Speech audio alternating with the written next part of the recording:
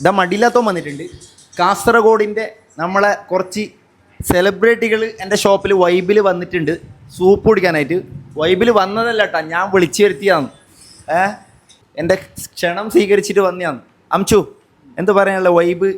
നിങ്ങക്ക് ഇത്ര ഒരു പെണ്ണുങ്ങൾ ഒരു കൈപ്പുണ്യം കിട്ടിയത് അംച്ചു പണ്ണ നേരെ പറഞ്ഞത് വിളിച്ചിട്ട് വരുത്തുമ്പോക്ക് ഞാൻ ഇത്ര പ്രതീക്ഷിച്ചിട്ടാ. നമ്മളെ നാട്ടിലെല്ലാം കിട്ടുന്നത് പോലെ തന്നെ നല്ല കാര്യമായ സൂപ്പ് അല്ല.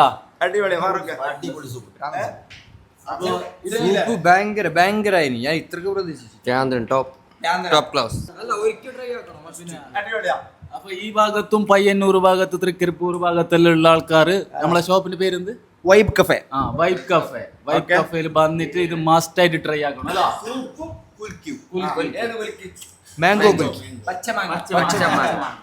ഇതിപ്പോ ആൾക്കാരെ വിചാരിക്കും ഓന് പെയ്ഡ് പ്രൊമോഷനാന്ന്. പ്രൊമോഷൻ ആട്ടെ, എല്ലാം നമ്മളെ ചങ്ങായിമാരാന്ന്. ഞമ്മ ഒന്ന് വിളിച്ചിട്ട് വന്നയാന്ന്.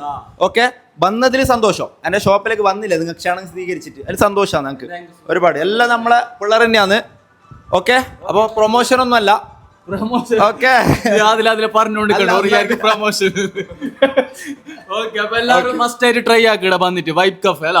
Okay, thank you. Thank you.